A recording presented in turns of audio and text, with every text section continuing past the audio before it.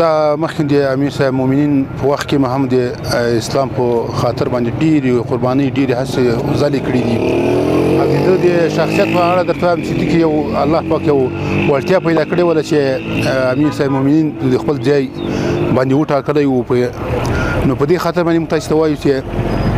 نو هغه ډېر ښه شخصیت و ما چې د هوښیارو خلکو نه پوښتنه کړې ده له علماو پوښتنه کړې ده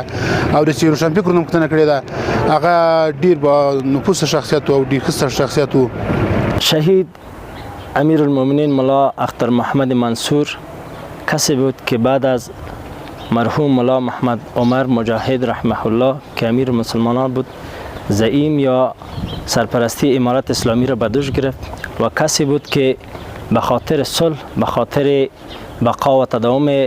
شریعت و کسی که به خاطر تداوم بقای ملت مظلوم و مجاهد پرور افغانستان و کسی که به خاطر نظام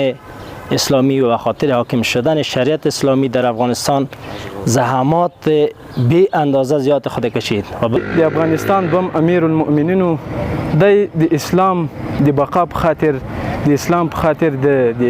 افغانستان ملت لپاره اسلامي نظام دلته حاکم سي، قرآن نافذ سي، د کفارو د ټغر ټول سي، د کفارو لخوا په شهادت ورسېده. نو ډېر یو ناشنا شخصیت و، د خپل ملت ته ډېر وفادار سړی و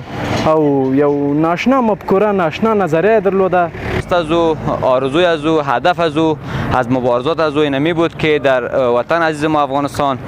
شریعت اسلامی، امارات اسلامی، حکم قرآن، حکم خدا جاری شود. امی بود که اینمی به شهادت رسی و اگر فعلا در این حکومت زنده می بود یک فرد بسیار مهم، مؤثر، مفید به امارات اسلامی می بود.